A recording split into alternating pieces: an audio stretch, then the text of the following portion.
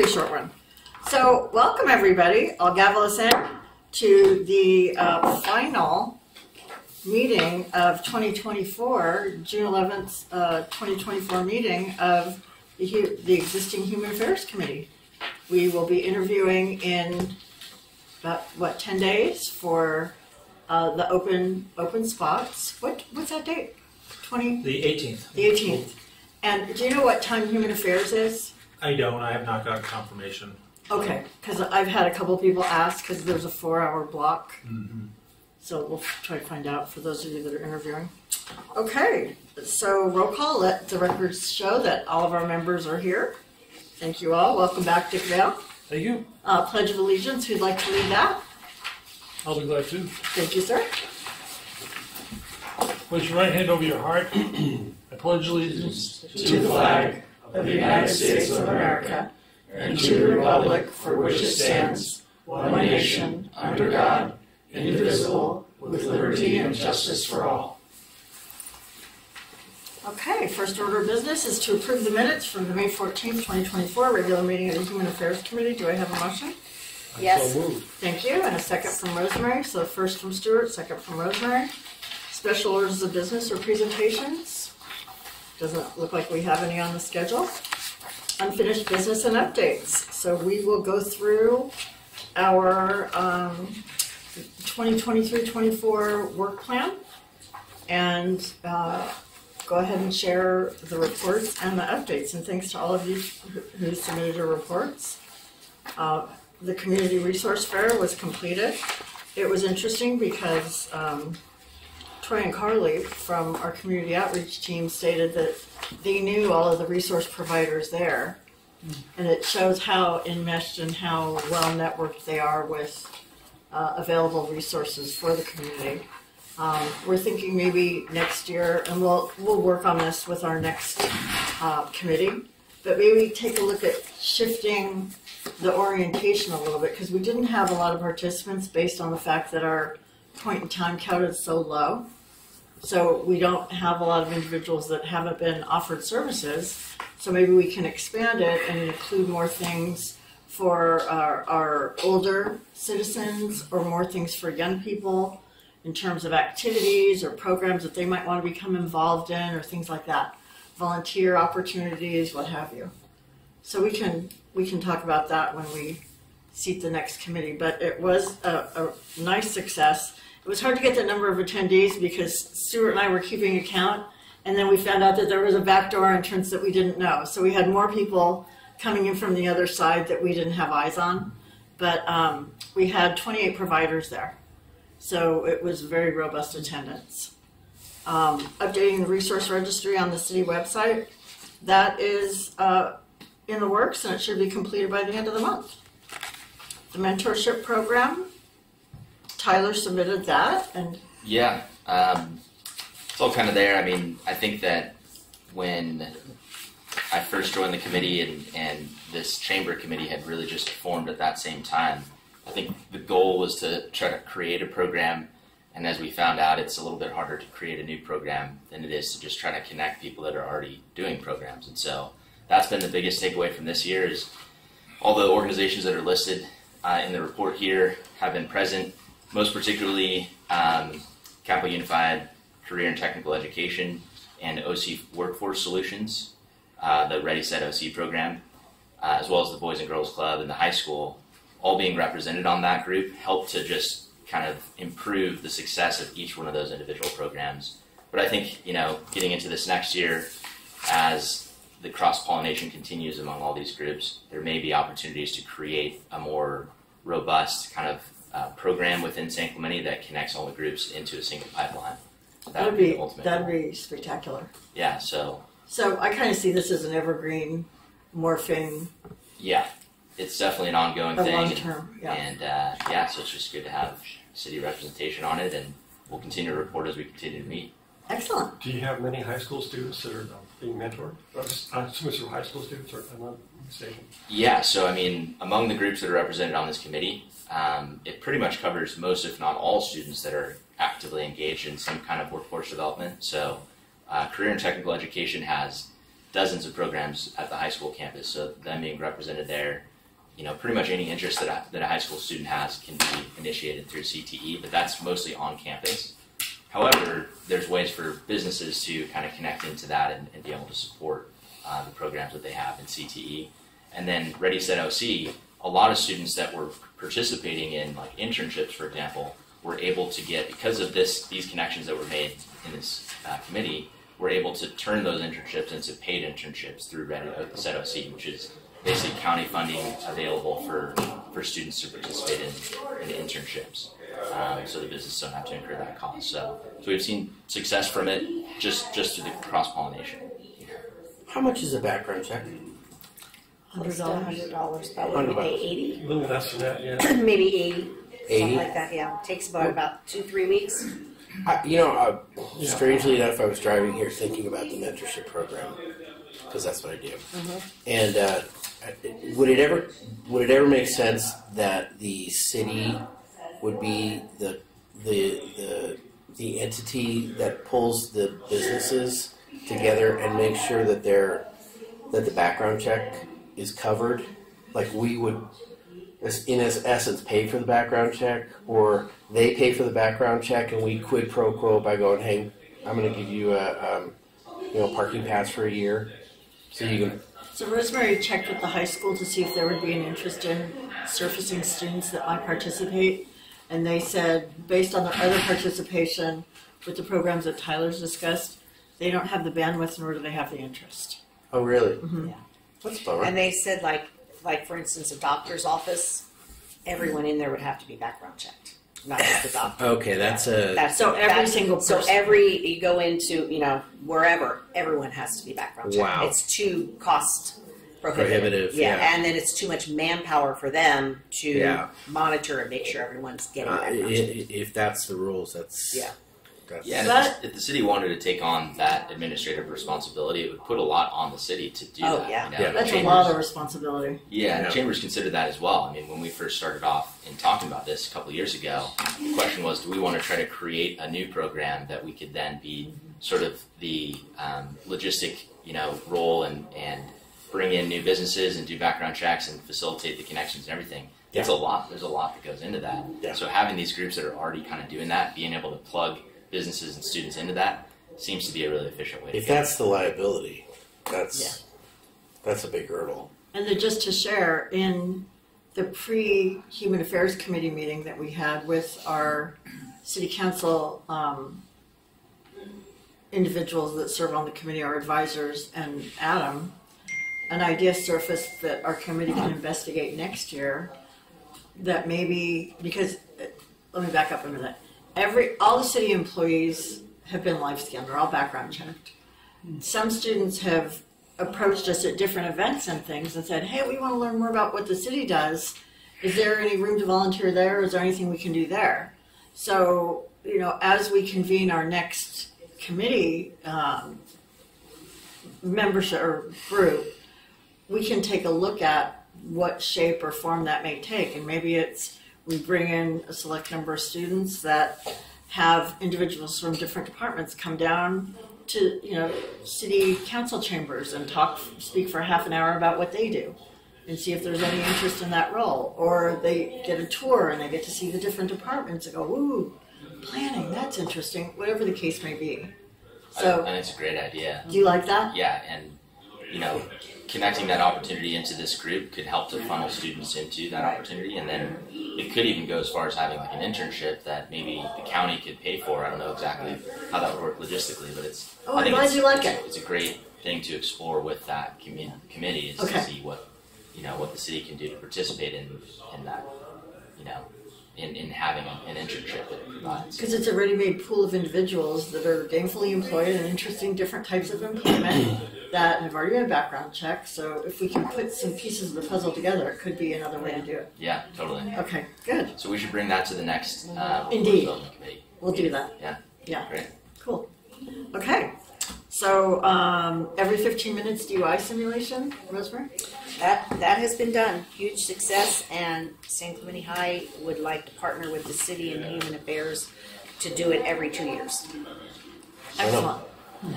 And then a branch of this that Rosemary came up with as an idea, and this again is another idea for next year's committee, is to take a look at partnering with the junior high school and perhaps a film student from the high school that participated in every 15 minutes and did a phenomenal job.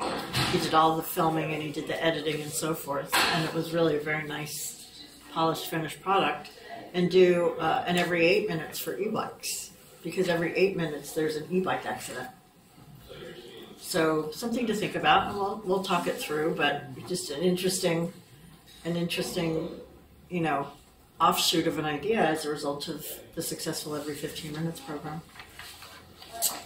The San Clemente High School Humanitarian Award. And that we selected 2 award winners, and they are going to be awarded at the August 20th council meeting. And then the 6 runner-ups, we gave them a letter of recommendation for their college application signed by Mayor Cabral. And I did take it down to the school, and I put the names on the envelopes, and they're going to mail them out because we can't get addresses. So they said they'd get them out to them this summer. Oh, and fantastic. I have the copy on my computer too, so in case something happens, we have another copy. So it was a really nice letter from Mayor Cabral because it was an honor to have been selected to interview.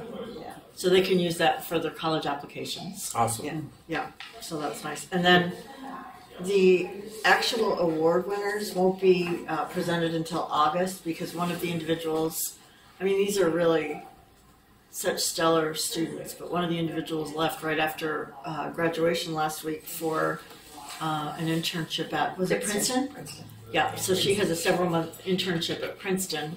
She returns in August, and then the other award winner happens to be her best friend. Yeah. So, the cream definitely rises to the top, They and wanted they'll to be do it receiving together. their awards together. So we can be there. Yeah. We'll give you a heads up at the meeting when it's calendared and it's on the agenda. We can be there together to present that to them. That'll be fun. I just want to say great job, Rosemary, pulling this award back together and bringing it to Thank prominence you. on the campus again. I think it's going to be fun to see.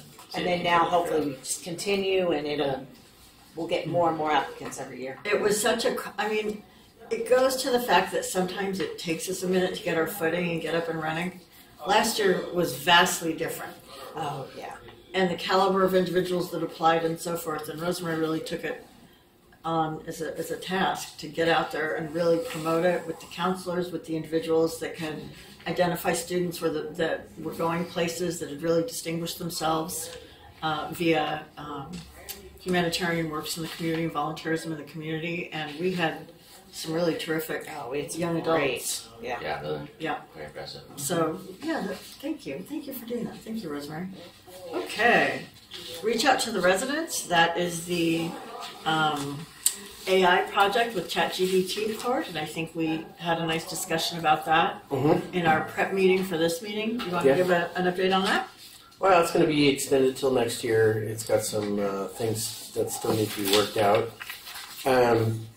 Did you get the email, Adam? I did. Ice They look like cream. good questions. Ice cream. Yeah. I was happily surprised with the questions that were generated. Yeah. So I think it'll work, and if it takes a while longer to get it to a stage where you guys are comfortable with it, then that's what we'll do. So to share with the rest of the group, Cord created the tool using ChatGPT, which is a questionnaire tool that can be deployed to the community or any select group as City Council sees fit. And he did a straw man question or a sample question, I should say. It's not a straw man. It's a sample question that's completely non-biased, that doesn't mean anything, but it's to show what the question looks like, what the theoretical questions look like, what the answers will look like, and what the reported information will look like. So that can all be packaged up and sent to City Council. And the question was very important. What's your favorite flavor of ice cream? So It was, that the last meeting I think was probably the most productive because first of all, we had an off the cuff, why don't we make this about ice cream? Because that gave us actually good data back as to the questions that it would generate. And then the other thing is that a person does need to be involved and responsible. So if we do have a PIO or whoever the city chooses, these are the people that are not only going to be generating through ChatGPT the questions, but they're going to have to approve them to go, oh yeah, this is neutral, this is, and the answers that we get are going to be useful for the city, because if they're not, don't use them, clearly. So, And there are a number of issues that city council, that the city may really want the community's input on.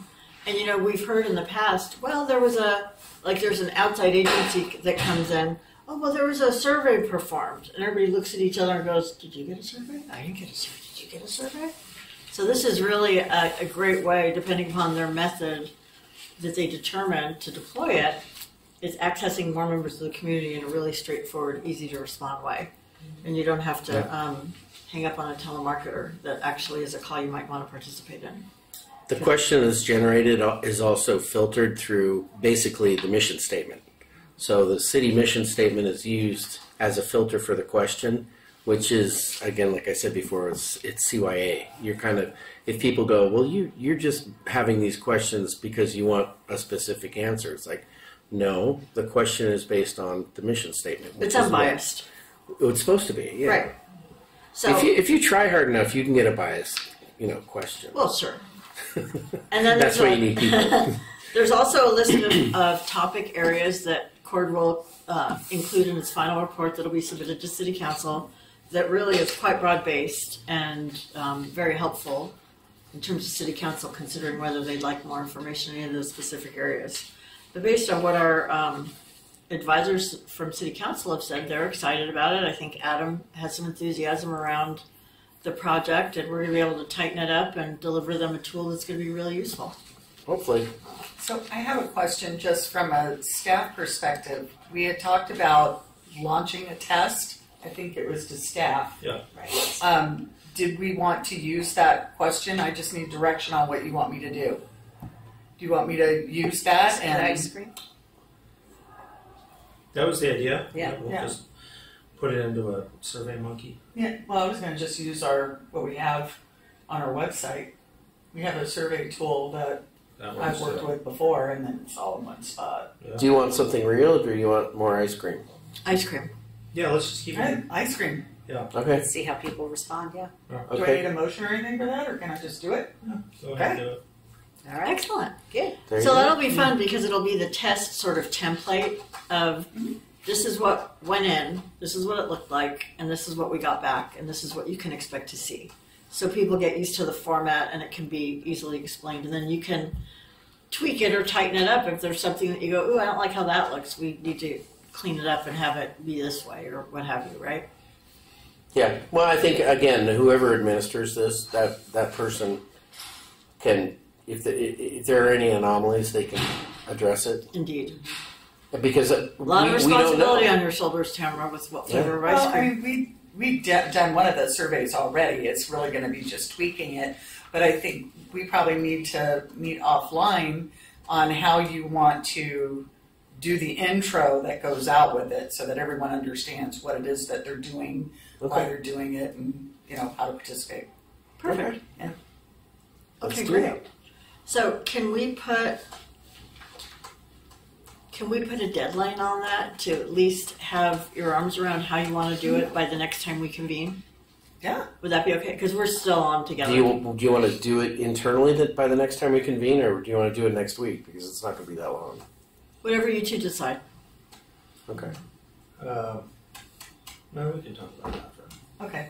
Okay. But we can have, I'm sure that we can have everything tabulated and in a report form before the next meeting to where it goes That out. would be great. Yeah. Okay. Goes out, comes back, and then Yeah. we can see. That'd be nice. That'd be great. Yeah. That Okay. works for me. Good. Excellent. Alrighty, so Dick Vale, Yeah. there was some talk about some need of a spackler at the senior center. Is that the case? Well, let's review. Yes. in the Let's fall- review, shall we? Back in the fall, I met with Beth Amadaka and asked her what she needed. And she needed, roughly a little under 100 chairs clean because seniors have problems with leakage and so forth. I said, okay, And the other thing we need is holes against the walls and the columns that people have hit with their pullers or whatever it is, wheelchairs and so forth, walkers. And so basically, I got somebody to come in and do the 109 chairs. And he said, I'll never do it again. And nobody wanted to do it. I mean, really, 109 chairs, bend over, you know. Yeah. Oh, yeah. I mean, Yeah. nightmare. And he did it for $1,000. And he says it was worth $3,000 or $4,000 or something. Wow. Anyway, the bottom line, that was done. The other part of the project was to get the spackling done. And I had 2 people come in, and they said, oh, no, this is plaster. This is not just wallboard type stuff. And, no, and what about, the one guy said, what about the painting? I said, well, she's got plenty of paints, different color paints. So we have to match the paints? No, this is not for me. So I really didn't come up with anybody. I had somebody from the Planning Commission, Brent, had his guy. I got nowhere. So that project didn't get done. Well, it's not too late. It's So- not too. No. Rosemary, did you speak to Dirk? No, I will. I don't know. Does he do plaster though? Well, I don't know, but you might know somebody because he's at Okay. Denalt's. Okay. All right. Oh yeah. I Okay. didn't go to Melt Boys. Well, we know somebody that works there, and he's also a professional painter, Okay. Yeah. and he may volunteer his time. But let's So dig what- into so we it. need- Second guy, spackle? the second guy, I was willing to pay to have him do it Okay. and to get it done. And he said, no, I was gonna match paints and stuff. No, I'll have the wrong color paint. It's gonna be a nightmare. Okay. So we need to spackle the holes in the walls and then Sand paint. it and then paint. Yeah. And there are not that many. There may be 20 to 30. You know, What, just little- why won't they? Right. What's the problem with matching the paint? They have the paint. She has paints. Beth has the paint. But she doesn't know which paint goes You to don't know which which wall. paint goes to which wall. Oh. See? So Oh, gosh. you pull all the paint out, you put the paint on, oh, that doesn't match. Oh, you're going to repaint the whole column? Oh, jeez. You know, Oh. Geez. nightmare. Are all the holes pretty much in the same place, No. same height? Down below, from waist down. It's from walkers, wheelchairs, Walkers, people wheelchairs. backing I know the some chair of with those the wall. wheelchairs like have the little things Yeah. that stick out the back. I'm kind of figuring Okay. they'd back it up and Yep, but mostly down below. yeah. So Wouldn't it be easier maybe just to get new paint? I was just Well, you still have to match You it gotta do the whole against thing. what's there. You know, to try to fix this wall and match that paint. Usually they'll take something that's been painted with that color to the Yeah. Home Depot or whatever, Yeah. and they'll match it. They can match it. Yeah. So if you can get one of those from each of the walls, You get a chip Bring off it of the over. wall. They can match it. Yeah. well, let's But see. everybody's too busy. Yeah. And they're all, you know, they want a fortune and they don't. You know, there's Let us How try long do you to. think Brent it would was- take to do? Brent says, I got a guy for you, and he didn't. He flaked out. How long do they think? How long do you think it will take to do? For one person, 2 people, maybe a day. Okay. All right. I mean, it's you know, it's filling the hole, sanding it. You know, Right. you gotta let it dry. You gotta sand it, and then you gotta paint it. Paint it. Okay. Well, and I think a few of us are ready to go pitch in and paint. I would gladly do it myself. I can paint. Yeah. But I you know, it's just. this Well, is let's see beyond if us. All right, let's I see mean the maybe spec we like can this roll it spot. over into Yeah. our next work plan to Yeah. finish it up. Yeah. And then find out what's involved and do we Okay, need let's- some volunteers to do the painting part? Do we have a guy for the plaster part, for the spackle and so forth? Because that's different than just regular drywall, I guess. Yeah. And Can then he just go in there anytime? Are they pretty much open? Oh, well, I brought 2 guys in. I didn't even, Beth didn't even know they were there. I just Okay. brought them in and looked.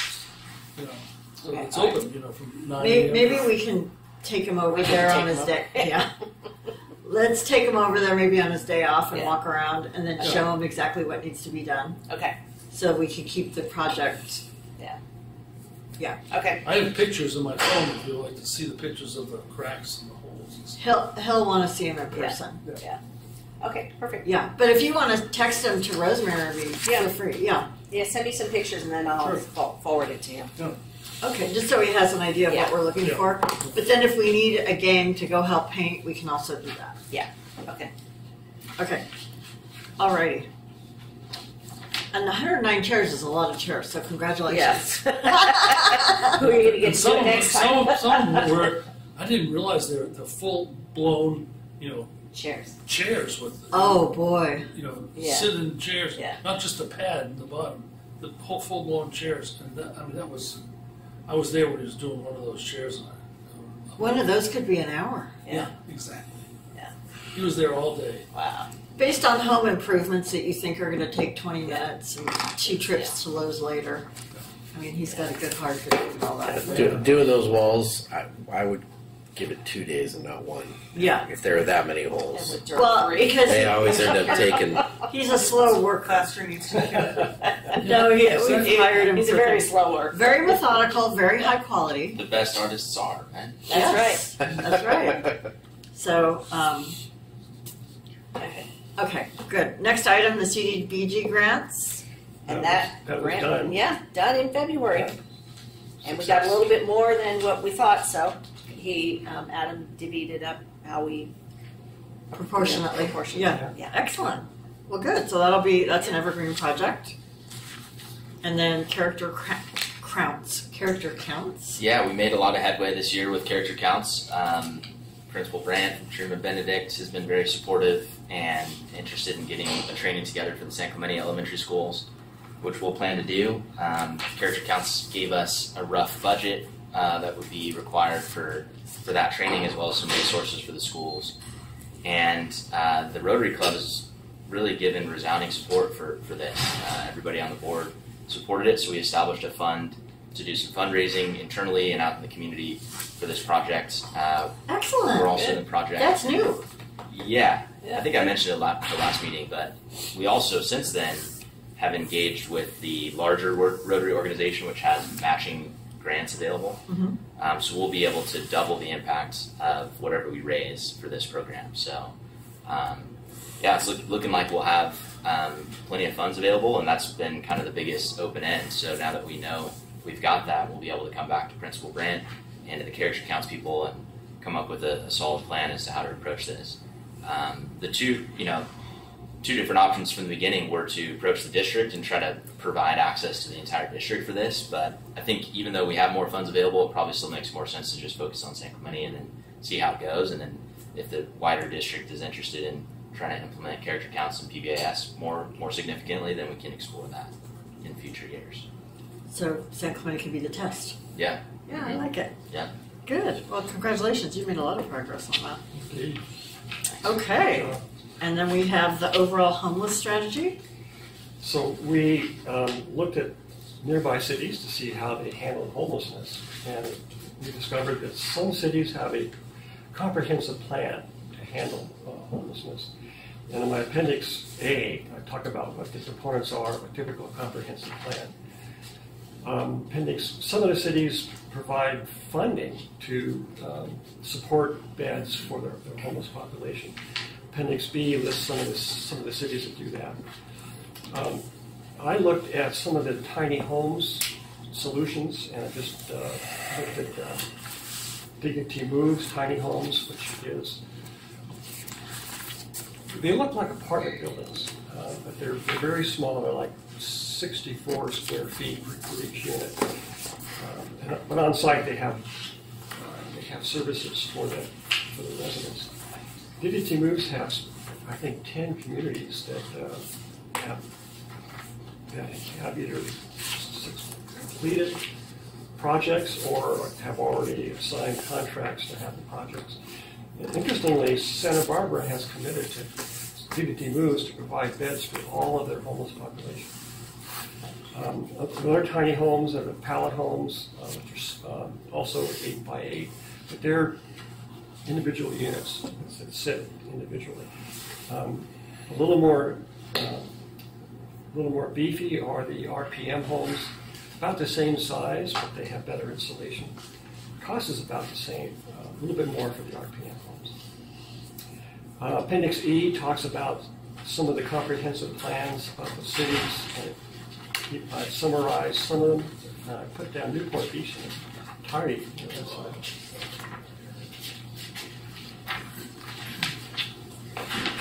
Now, a lot of this says 2022. There was nothing more updated just recently.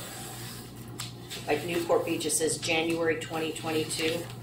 I think it was comparing 2022. This is the last line, as far as their plan. Yeah. Okay. This is what's on the website. Okay. Well, it's just what's on their website. Okay. Yeah. I looked at the point-in-time counts to try to see if there was a correlation between the point-in-time counts between 22 and 24 and what the cities were doing. But I really didn't get any correlation that made a lot of sense to me. Some of the cities, most every city had point-in-time counts increase, although some had a decrease. There was really no correlation between what they were doing with the point-in-time counts. There also is a bit of a confusion or wonderment whether the point-in-time counts are accurate. What we saw in San Clemente didn't seem to match what Troy and Carly are seeing. Appendix G is the responses to questions that Cord had asked our nearby sheriff captains. The first question was basically, what have you done that's been a big help to resolve homelessness? Second question is, what would you like to have? What would you like to see to help address homelessness? And Cord got 3 responses. And interestingly enough, all 3 of the sheriffs said, what we need is more beds. We need more beds to be able to offer our residents, basically so they can enforce our ordinances, independent ordinances. Appendix H is a spreadsheet that's not complete, but it's just some of the data about the population of nearby cities, square miles, how many sheriffs they have, and so forth. Appendix I is just talks about the safe parking program they have in San Diego County. And the very last here is a summary of an article that appeared in the Orange County Register about the city of Mission Viejo, which Dick summarized. Do you want to talk about that, Dick? No, it's right here. Yeah. Did you want to summarize that for everybody? Or? No, but you see where basically Mission Viejo's getting rid of Mercy House, or Mercy House is getting rid of Mission Viejo. Interesting enough. I don't know if it's a fact of money, that they weren't paying them enough, or that Mercy House said, oh, it's just run its course. So they're not contracting anymore. So Mission Viejo, in conjunction with Santa Margarita and Laguna Miguel, are trying to get hire 1 or 2 outreach workers like we have. And basically, they want the San Clemente program. Well, that's quite an endorsement of the best practices occurring in the city of San Clemente. Yeah, I mean, our numbers have reduced the most. Tells you what Carly and Troy have done. Okay, so I'm going to speak to this whole document. We did review this with our city council advisors and with Adam Atamian. And which whole document? Your whole... My report. This whole report. Okay. Yeah. Okay. Okay. And what was asked was to submit best practices by city. And this is a very detailed, essentially, treatise or overview of the entire homelessness issue, including things like tiny houses and safe parking, things of that nature. What we were asked to do, and Adam, jump in on this anytime you feel comfortable, but what we were asked to do was format this in a way that we're not making any recommendations, and it's literally Mission Viejo, a description of what they're doing, maybe 3 or 4 sentences, and then bullet points of the services that they provide. Dana Point, several sentences describing what they're doing, and then bullet points of the services that they provide.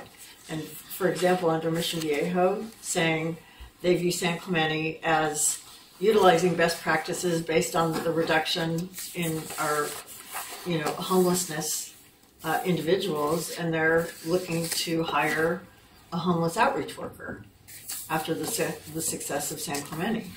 So this is very comprehensive, but I don't know that it's exactly on point of what we were asked to deliver under the context of the work plan.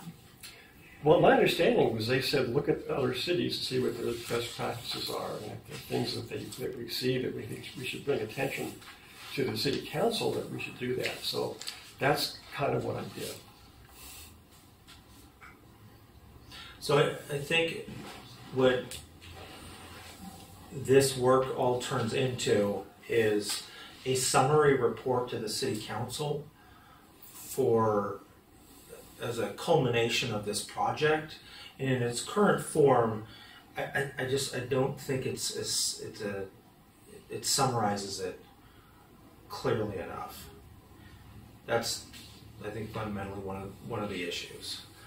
It's a lot of description about what other cities do, but one, are those best management practices? You mentioned the shelter in Costa Mesa. I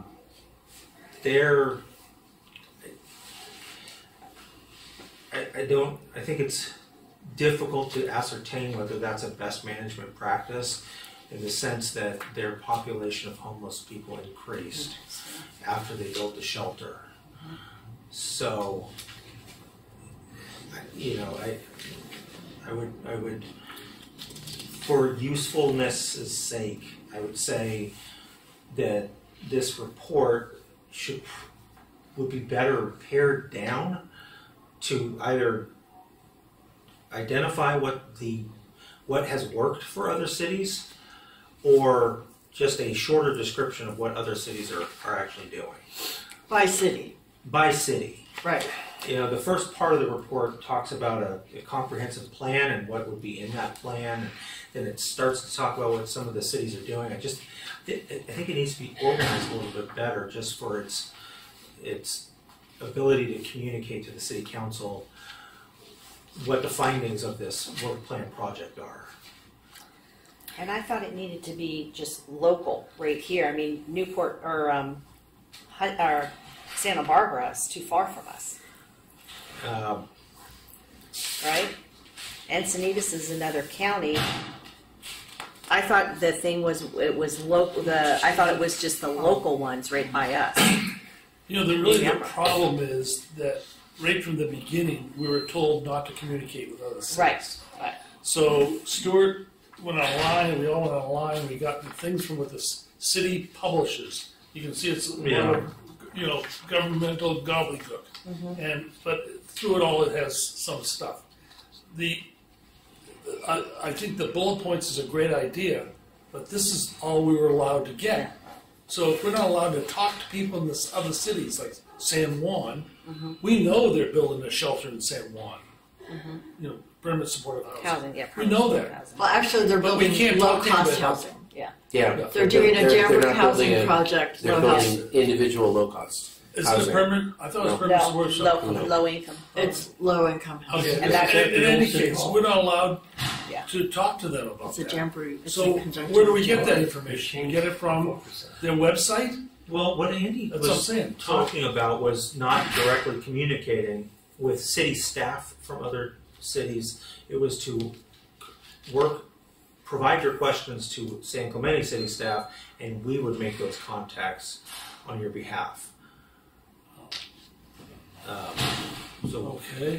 we can still do that. The information that you've collected is what you've got, but I think within the confines of the work plan project, it just needs to be pared down and simplified.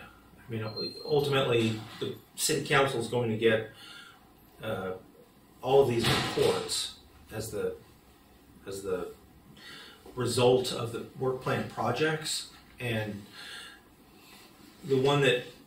what's been submitted, which we at the time of the publishing of this agenda, we didn't have the subcommittee's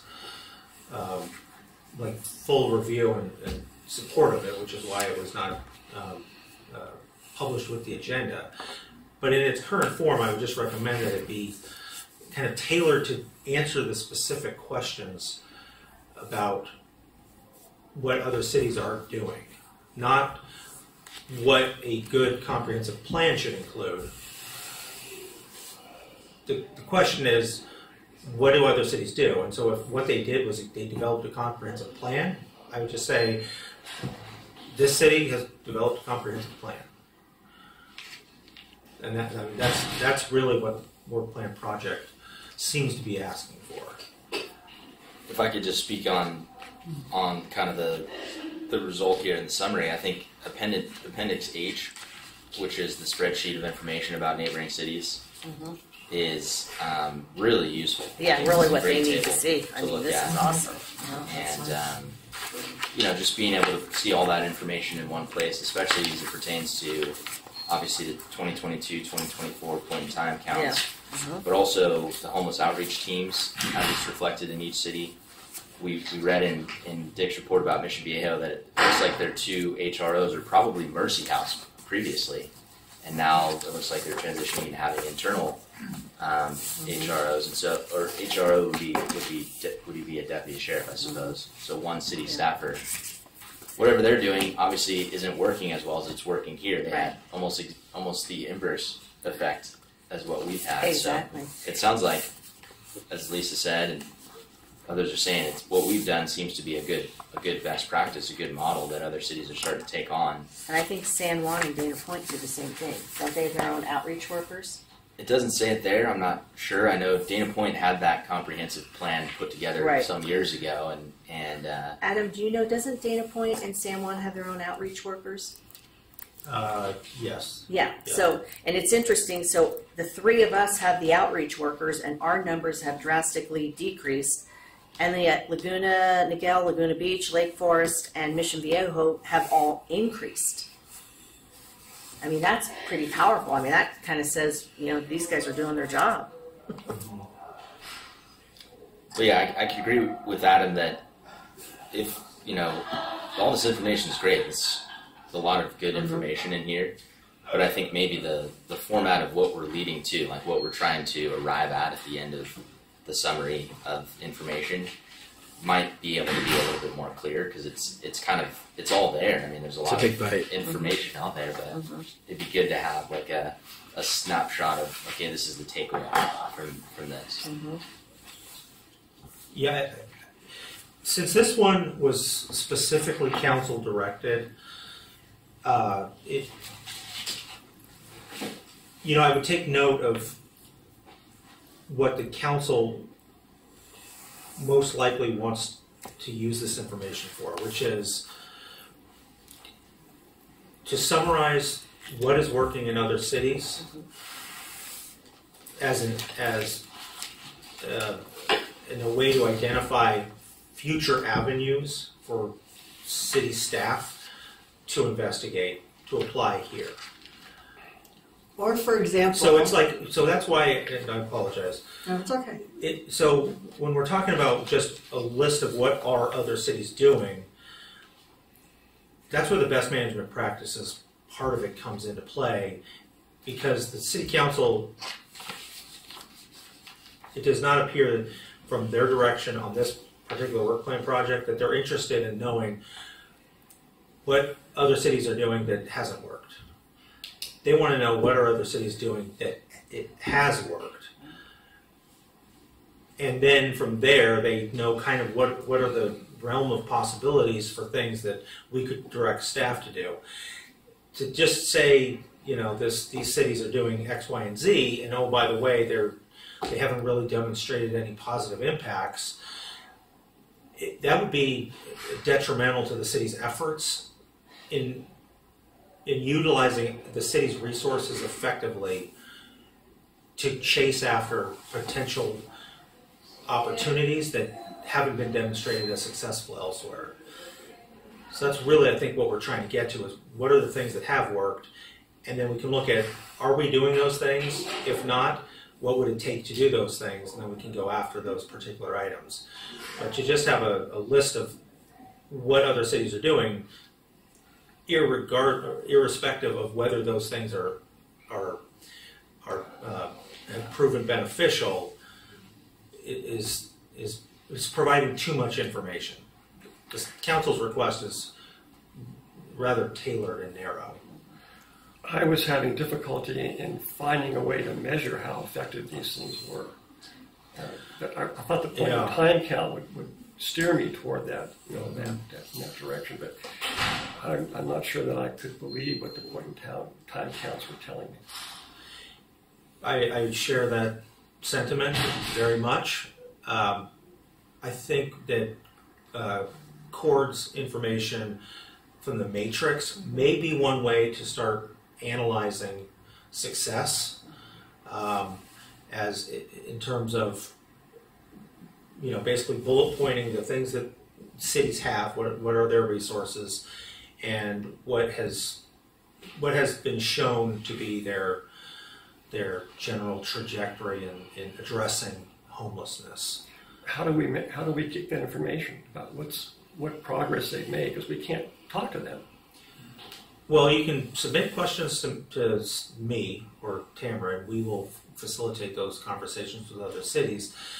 But even though... So an example of that would be you would like the city manager of Costa Mesa asked, you opened up a 50-bed shelter.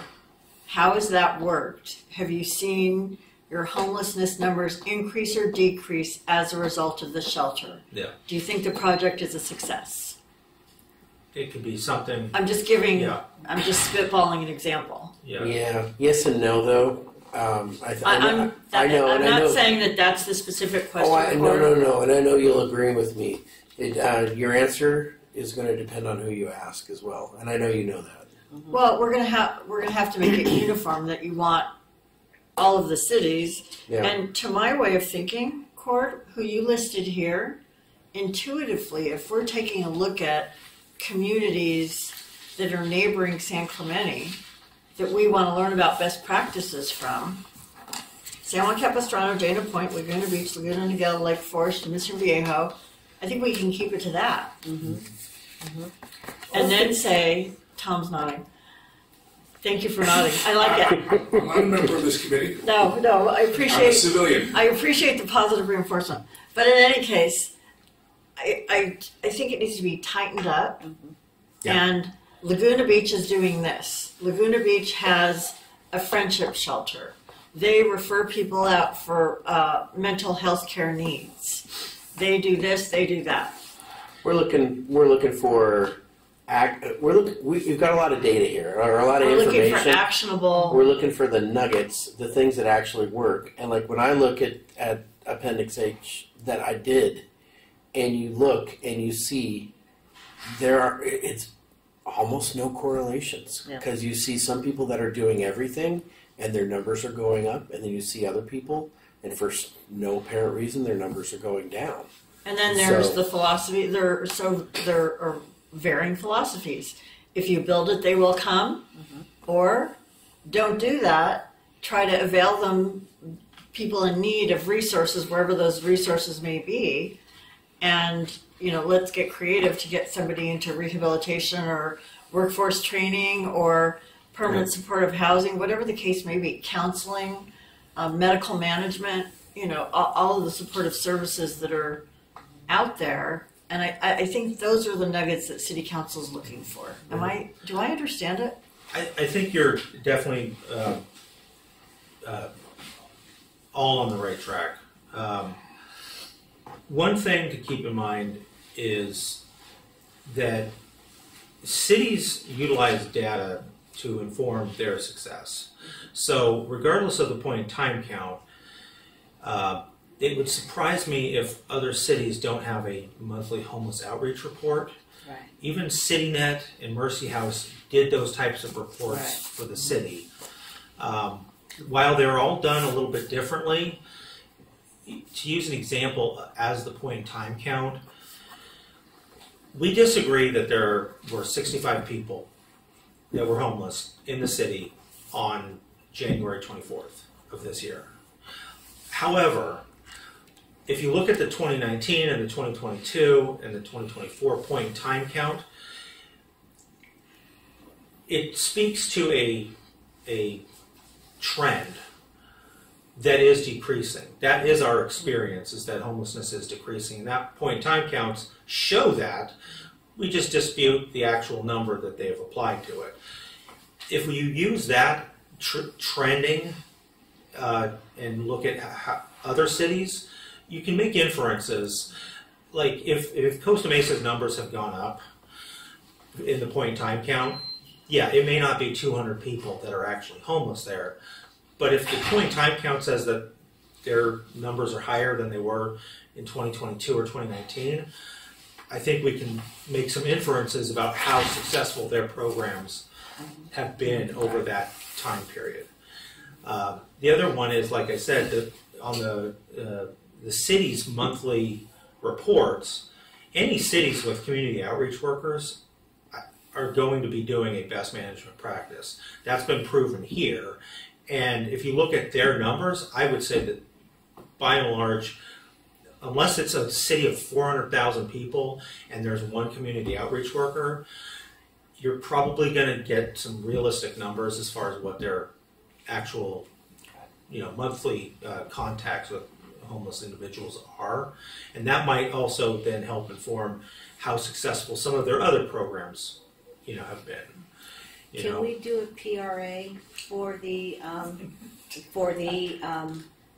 numbers from like CityNet from these other cities? We publish ours every month. Okay. I think I would start by just looking on their websites to see if they publish it. Coordinate If they CDM. don't, then contact Carly and Troy directly. And see if they can probably. They will for you. they will be able to find. Yeah. Are you whatever talking? reports. Are you talking about the counts, or are you're talking about each the Monthly report? report. monthly monthly report that Monthly Carly and report. Troy give council. Because Okay. they actually go to a meeting Right, and talk with about other it, yeah. homeless outreach workers Yeah, so because they they would all know. want to learn Yeah. from Carly and So grab Troy, it from them for it. and they all talk about what their trends are, what they're seeing, what their Yeah. numbers look like, and so forth. I feel bad for those two because I know next year we're all going to be in their hip pocket. So Well, following them around and what's going to be Everything interesting else. is with Mission Viejo going to their own to see if their numbers decrease for the pit count. Well, it's interesting Well, that they're and it's- getting rid of CityNet too, or CityNet's getting rid of them. Mercy House. I mean, Mercy House. Yeah, what's interesting with Mission Viejo is that Just it's like not they're not City going in on their own.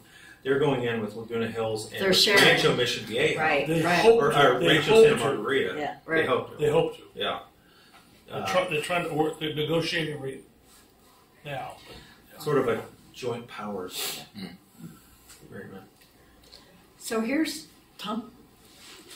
I was at that city council meeting that put this whole mess down to you guys, and it was very much a throwaway deal. They said, just look at their websites, give us a summary of their websites. They weren't looking for anything deep.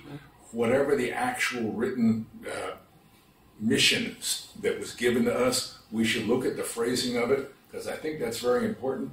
And I think that the good doctor here has probably put in about 8 times as much work as the city council was asking him for. They just wanted to say, don't talk to anybody over there because the other cities will get confused as to who the officials are. Just look at their websites, summarize their websites, and give us a digest of the websites. Almost a Wikipedia deal. Wikipedia doesn't try to say what's true.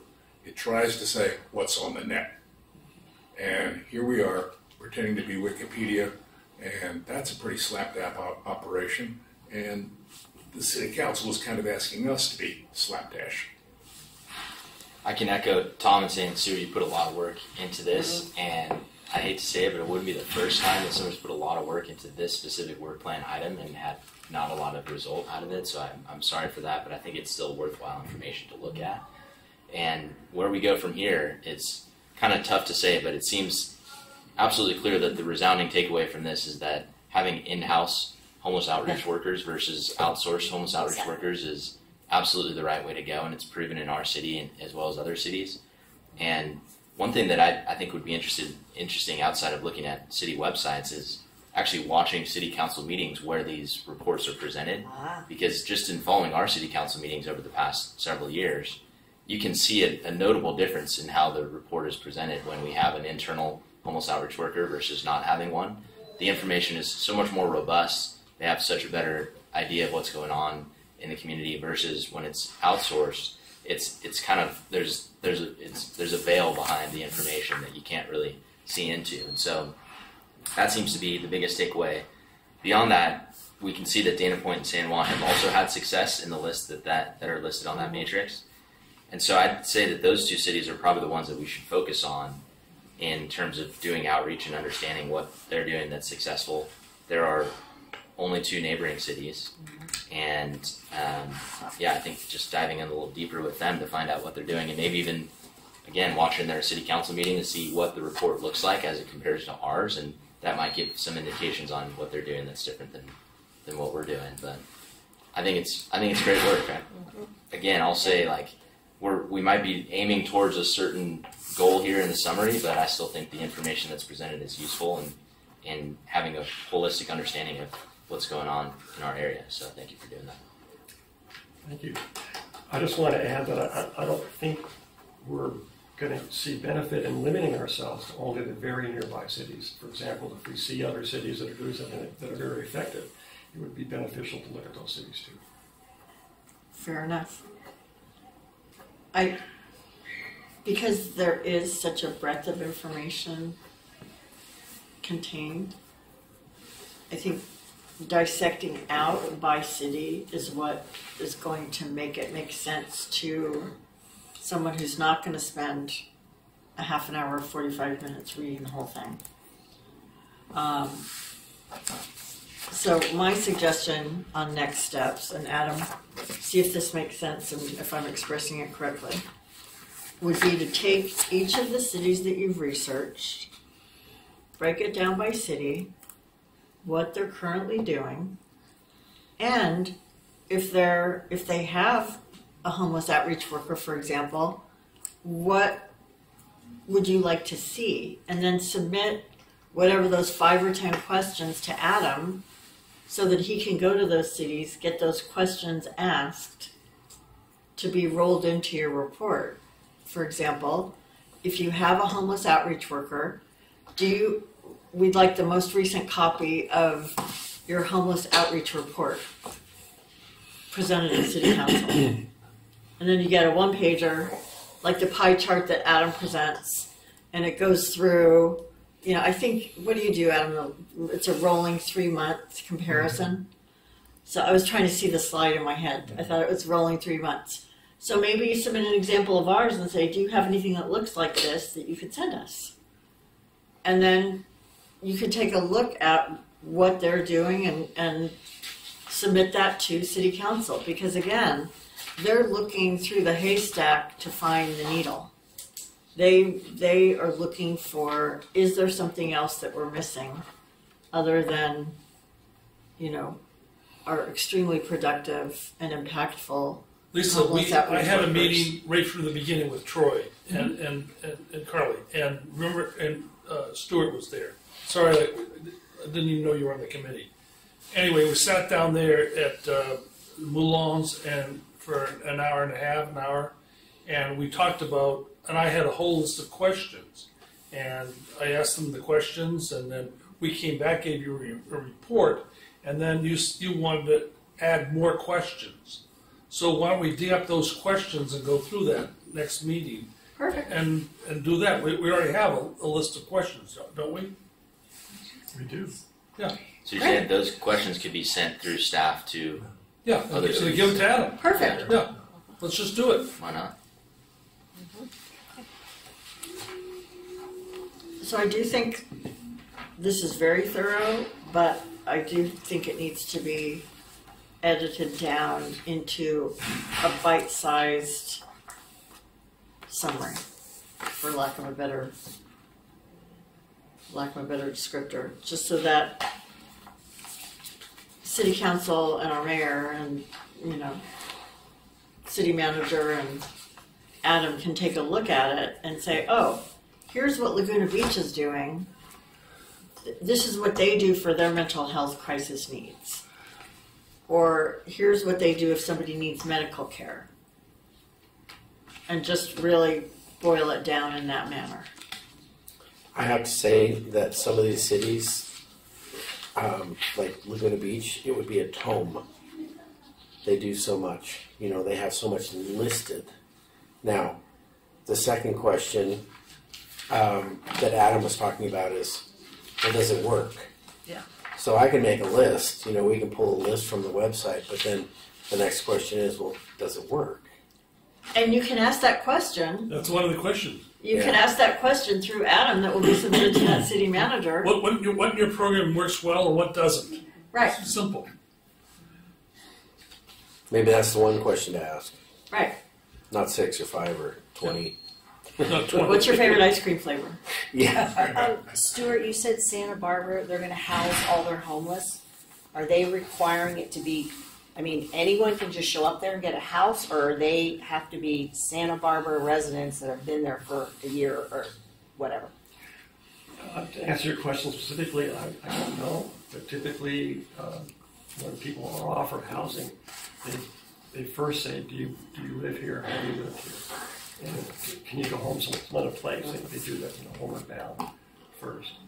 And Boy, that would break I a don't city. know how many Yeah. Santa Barbara. Santa Barbara. Yeah, I know what I'm saying. How many people would move up there for a house? Typically, in any city, their homeless population is about 80% home, local But people. that's not the case here, right? Most of our homeless is. Maybe at one point in time, but with Yeah, not California now. Yeah, and California the now, laws that everyone they kind have, of moves around now. Yeah. Well, and it depends on what you're I guess calling home. the population. Right. They're here a day and they become ours. There are 20 to 25 people that are here month after month after month. Right. And then there are generally, at least today, about 20 other people that are not as regular. Mm-hmm. And so some months that's a whole 20 different people. Some months maybe 10 of those people are here for 3 months. Mm-hmm. But what that means is that there's 25 or so people that Carly and Troy will deal with every month of a given year. Right. And then there's another 20 people. Mm-hmm. But that other 20 people, when you add that up, could be 400 people. Right. So in a year, there's 420 people that our community outreach staff has come in contact with. 25 of those would be the people that have more of a local connection. And if you look at that population, then we're talking like 5%. Yeah. But at any given time, it's probably 50 to 60%, I would say, here. But 5 years ago, 95% of the population would have been locals. Right. Because there were about, Many, we yeah. figured about 35 people or so, and all of them we had known for years. Yeah. Now, what is the city, or how do they view like Matt? That's that Matt Hauser. Clearly, no connection here. Just kind of. He's ours now. Right. I mean, that's my question. How do you, Yeah, No, that's serious. Yeah. it depends on how you identify a local. I mean, what's If you listen, if you listen to enough council meetings, people that live in Talega aren't San Clemente. Right. Yeah. So Well, then I gotta go. I can't share my affairs anymore. Just to bring it back to the report real quick, one of the things I just noticed is I don't think there's anything about Dana Point or San Juan Right. in the report, is there? And that's, I think, to really be able to glean some takeaway from it, and especially as it compares to the Matrix, which I think does help to kind of bring your focus into, okay, what is going on in our city, what's going on in our neighboring cities, to be able to see what Dana Point and San Juan are doing in this report and relate that to what their results are as compared to the other cities on this matrix. I think that's kind of part of what makes it confusing, is that there's a lot of cities listed in the report that are not listed on the matrix, and there's a lot of cities on the matrix that are not listed in the report. So there's a disjointedness in the matrix of the report to help to kind of glean some information about what's going on and what are the actual impacts of it, So maybe not taking out what's already in there, but at least adding in the cities where we do see a drop over the past 2 years in the point in time count, and what sort of programs that they have implemented that are causing that to be the case. And didn't Dana Point and San Juan disagree with their numbers, and they said their numbers were much lower also? Dana Point, I heard Yeah. some of their representatives saying that. Yeah. San Juan, I don't know offhand. That's an alarm bell Right. as far as I'm concerned. I feel like in a way, the county is trying to railroad the cities. Well, I You mean, know, okay, just worst case scenario. looking at us, the 3 cities that have decreased are the ones that are using their in-home, and so yeah, they want our numbers higher because they want to say that doesn't work. Use our services. We're cities paying for Mercy House in those places. Mm. I mean, that's the way I look at it. Mhm. So, Gordon, I have a quick question. Yeah. The asterisk that's next to 65 for San Clemente in 2024. Yeah. What is- I what is noted that I noted that Troy and Carly said it was about 20. So I said the number was much lower with the stated than. Do you want me to add that to somewhere in there so that it explains? what the Yeah, asterisk is? if you have that Excel, I think, Yeah. and if you go there, there's a comment in it. Okay, I must just not use add comment. and if you take that number, our homeless number is way down. I mean, the It's percentage. way down. I mean, it's like 70% down, right? Yeah. But even according to the same numbers that are being applied towards all these cities, just so that we're all on the same level playing field, we're still showing a reduction. Right. It may not be as much as we think. Right. Like we've heard other cities probably think the same thing. Right. But if we keep it at 65 without an asterisk, then those other cities don't have an opportunity to add an asterisk in our report, I guess is what I'm saying. So so we could add an asterisk, but it's still just numbers that are listed publicly, you know what I mean? Right. Yeah, they're public numbers, and I did pull a lot of this from Wikipedia. That's all you can do. Well, I did actually contact all the sheriffs, and I got the actual sheriff numbers, and then I did get approval from Andy to actually reach out to all the captains and ask those 2 simple questions. And it's interesting because depending upon what the Supreme Court comes down with, this could all change. Right. Yeah. But pending that, I mean, we're still in the middle of June. We don't know. And the We don't repeal know of the Prop future. 47 if it happens in Right. November. Right. Yes. So, the City of Mission Viejo that you sent me, from what it looks like, is this only a PDF? It's not in typed form that it's editable? I just did a synopsis of a newspaper article. Okay, It was in the register. because I'm just thinking, because it's all nicely typed up. Is there a way There's a you way can to send it to incorporate her it. in Word format? Is what I Cameron sent said. it to you as a PDF. Now that's different than Word. Well, you Word can doc- edit If PDF. AI could come in handy here. Well, I don't How know, do you because I want don't it? know if, I think you're working in Word, right? I don't know Yeah. who's doing what. Mine's Word.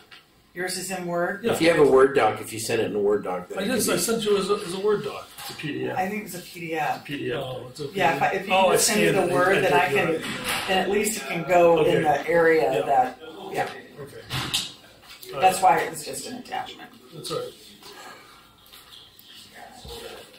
Okay. Does the city So- have OCR software? Yeah. Okay.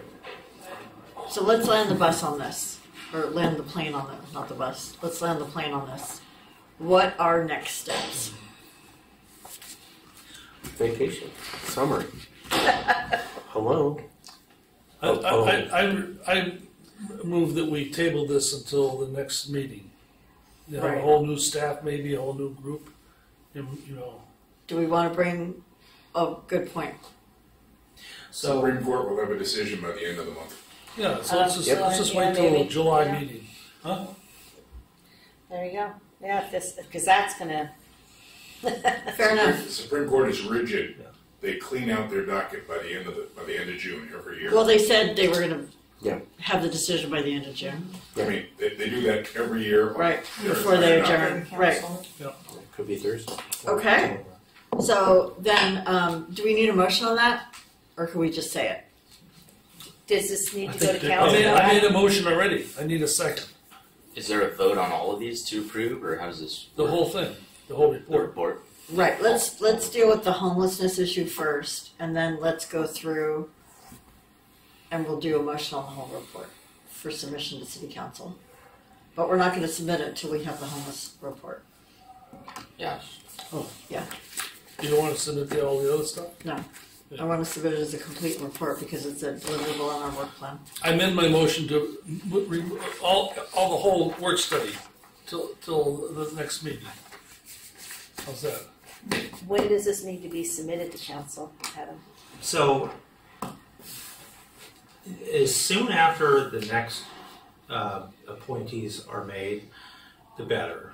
Okay. It's due to the city council by October, Oh. but that's a quarter of the way into The the next. fiscal year. So, We don't wanna do one that. thing I would recommend is if there are some work plan project reports that everybody's okay with, I would approve all those. those, okay. And that way, the next, whatever the makeup of the Human Affairs Committee is next month, that's a closed issue, and then they can just address any open Okay, good idea. questions, and they help focus them on that, and they could also then spend additional time on developing new work plan projects to propose. Okay, so Tyler, do I have a motion? I move to approve all project reports except for the overall homeless strategy report. Second? Okay, so moved by Tyler, seconded by Rosemary. Aye. I'll take a vote. By show of hands. Aye. Excellent, unanimously approved. Excellent, so we will table the homelessness strategy report to the next meeting of the Human Affairs Committee, and we'll take it from there. Perfect. And Perfect. then we'll have the Supreme Court. And Cord, decision. since you're on the committee, can you please get those questions that Dick talked about that we already put together so many months ago, and let's make that part of revisiting what needs to happen next when we reconvene in July? You guys have the questions, the original questions, somewhere? I do, I think. I think I have it someplace. I have it in my folders at home. Not to completely. I almost don't want to say this. What questions would Troy and Carly ask of our neighbors? Well, I think we just want to get, if we can get the homeless report. Well, I think The homeless report? Right, Yeah. the homeless report, tells you what's going on. well, and Yeah. the questions Versus what's on Dick's the website. referring to are the questions that were asked of Troy and Carly. Yeah. So I only had 6 or 7 questions. Yeah, it was and we very- At the next meeting, you wanted to add 6 or 7. We ended up with 13 to 15 questions. Well, that's too many. Yeah. Yeah, I would So, just get the report. Maybe you That want to tells redo the everything. whole thing. Just a simple I- what works yeah. and what doesn't work. I personally like to operate on data, put all the data together, and then look and see what it shows you. And that way it's just data. It's not. But the challenge of that is some of the data doesn't correlate without some sort of interpretation to success or Yeah. failure. And Yeah. that's where the nuanced portion comes in. Yeah. Okay, so let's table it with everybody's agreement. Let's table it till the next meeting of the Human Affairs Committee. Do I need a motion on that, Adam? You just had it? I made a motion. Do I have a second? Second. Thank you. Motion by Dick, second by Cord. Perfect. Motion by Dick, second by Cord. Do we have any new business? Do it. We'll just vote on that real quick. Oh, yes, sorry. Aye. Show of hands. All aye. Thank you. Unanimous? Thank you, sir. I Yeah, have absolutely. 4 in the morning.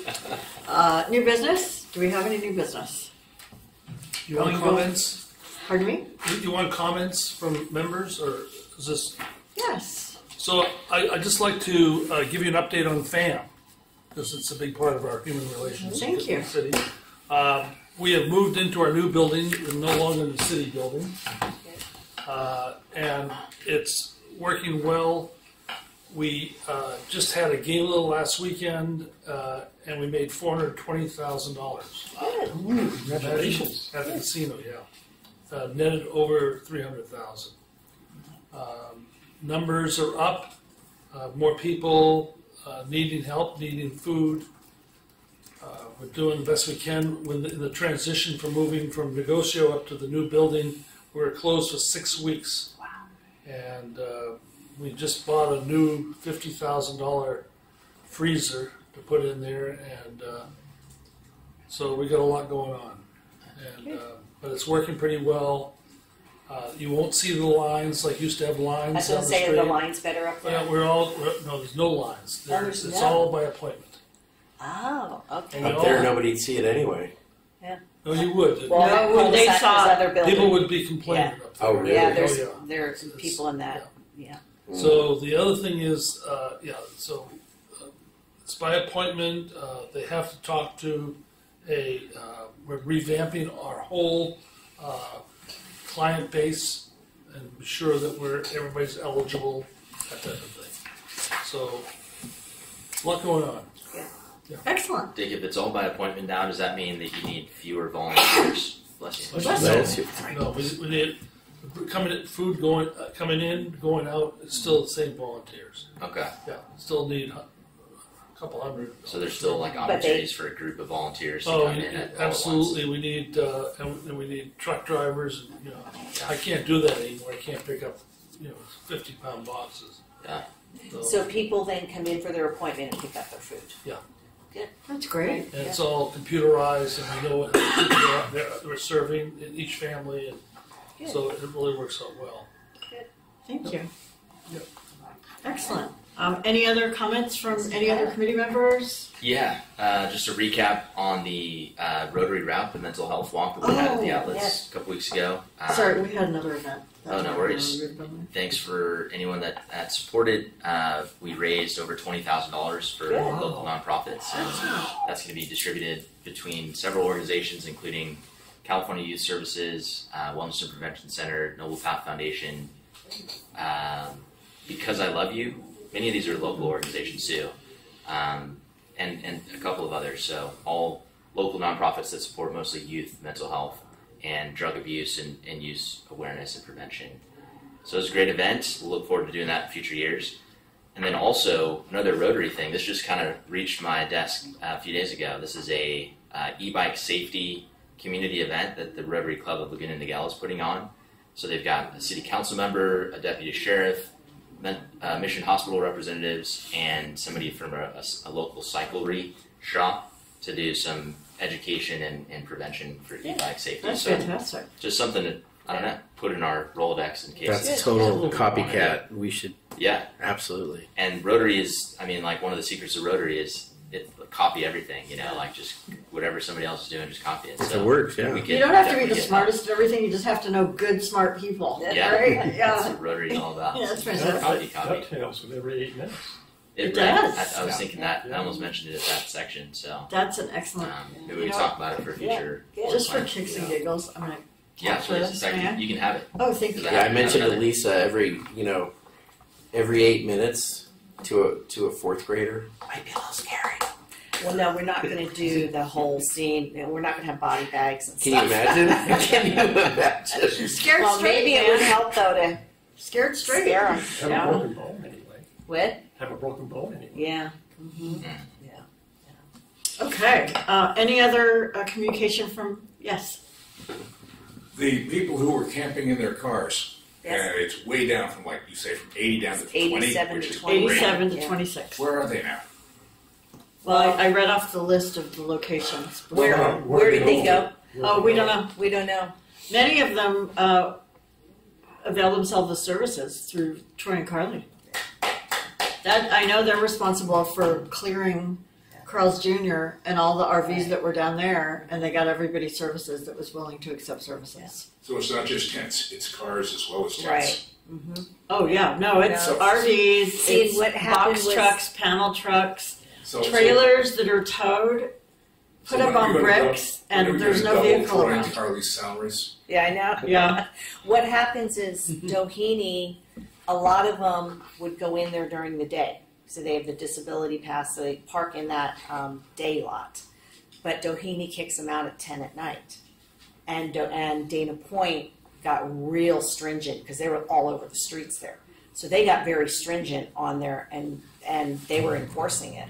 And I think it was just active loading and unloading only is what their motorhome. Well, was. actually, no, it was more to it than that, but our city council took their RV Yeah. ordinance and rewrote ours. And that's what helped And us. revised it, Yeah. and that helped dramatically. Yeah, that's what helped. Yeah. God bless Troy and Curly, and God bless the people who rewrite city council ordinances. Lawyers uber alles. Because so And many code of them enforcement had, and OCSD. so many They're of all them working had together. like expired 3 or 4 years license plates. You don't even know who's in there. I mean, that's not safe to be on a neighborhood. You know? Well, and some of them are trailers that aren't operable. They were just dropped off. The hitch was disconnected. How about the And one their that own kept bricks. getting towed? He was getting kicked out of every place. Big, huge motorhome, and he'd have someone tow him from place to place. Because he could, his Yeah. vehicle wasn't drivable. So, In any case, and then sometimes they have pets, and they're left in the vehicle in the hot sun, and summer's coming, and that can't be good for anybody. There are a lot of issues, but the good news is it's down. we have teeth to our RV ordinance. Troy and Carly are finding services for a lot of people, and some of these dangerous zones are being cleared, which is good news for the city. And a lot before we're in 24-hour fitness, and they're not open 24 hours anymore. So it was hard They're to. open 24 hours, 3 days a week, Okay. because I sweat there 2 days Oh, a you week. do. What days are they open? Maybe we were open a day I they weren't. believe they're open midweek, 24 Okay, hours, but because- weekends they shut down overnight. And if you're going to make that your 30-day-a-month location, shutting them down even a couple, 3 days a week will ease them out. Well, it did. That They're parking not lot was there. empty Saturday night. It was Yeah. completely empty, and we And- figured because they can enforce it, And they put know up it's not open. signage. Oh, they did. They Okay. put up some Okay. 3-hour signage, Okay. and also the 24-hour fitness only occupies half the building. Yeah. I think Saddleback Church occupies the Yeah. other half, and they've moved in some office facilities. They now have signs saying, if you're going to the gym, go this way, don't go that way. Yeah. Because, reading between the lines, we will tow you. Yeah. They don't have to say anything. Right. We can read. Right. Sounds good. Okay. Well, All right. a little bit of good news for the city. And again, Adam, thanks to code enforcement. So with that, my esteemed committee members, I am going to adjourn this final meeting, and I'll adjourn to the next regular meeting of the Human Affairs Committee to be held Tuesday, July 9th, 2024, 3:30 p.m., same bat time, same bat channel. Thank you all for your hard work, and we'll get to work on that spackling and painting. Yes. Good. I'll Thank you all. Great.